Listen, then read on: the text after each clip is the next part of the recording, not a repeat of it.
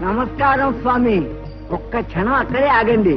ఒక చిన్న ఏర్పాటు చేశాను. తికమక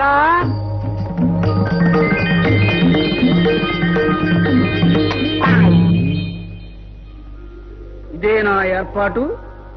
ఒరేయ్ తికమక, మాఫీ గిరిగయ హిందీ, క్షమించండి పడిపోయింది తెలుగు, కిందికి తగలడు. భర్తిని కన్నడ.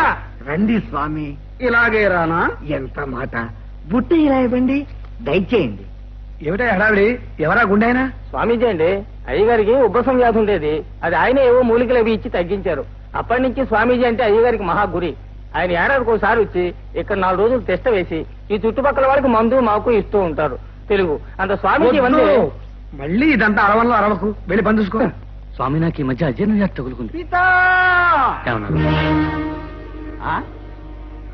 అలాగే ఇందా ఈ మూలిక రోజు ఒక అరంగుళం కొరుక్కు తిన్నాయన. స్వామి, మా అమ్మాయికి మొహనండా మొడ్యూలు వస్తున్నాయండి. రోజు మొహానికి ఒండ్రు మట్టి రాసుకోమను. ఈ మాత్రలు రోజుకు ఒకటి మింగమని నాయన. స్వామీజీ ఇప్పుడే కదా వచ్చారు, కాస్త విశ్రాంతి తీసుకోనివ్వండి. సాయంత్రం రండి. వెళ్ళండి.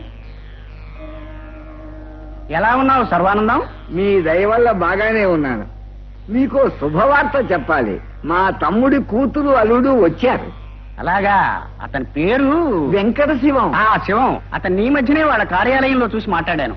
వాళ్ళ అధికారికి ఏదో మందులు కావాలని నన్ను పిలిపించాడు. ఏడతను రమ్మను. తికమక, అయ్యా అమ్మాయిని అల్లుడిని తీసుకురా. స్వామి, ఒక్క మాట. అమ్మాయి అల్లుడు అంత సఖ్యంగా ఉండటం లేదు. అలాగా. పితా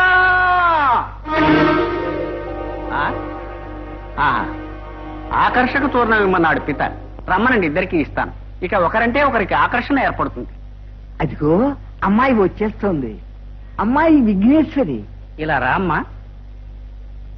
ఈ చూర్ణం రోజుకు 2 సార్లు చొప్పున 3 రోజులు తీసుకోమని ఆజ్ఞాపించాడు పిత.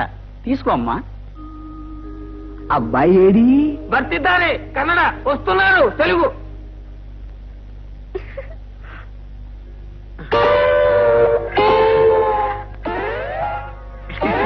ఈ ఆపేడు బాబు, దసరా రోజులు కావే.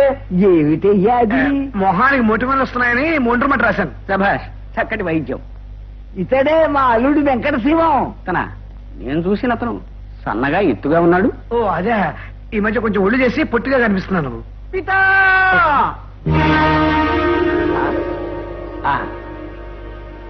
ఈ చూర్ణం రోజుకు 2 సార్లు చొప్పున 3 రోజులు తీసుకోమని పిత ఆజ్ఞ. నేను వస్తానండి. ఆయన రోజు ఇలా మట్టి పూసుకునే ఉండమని తికమక.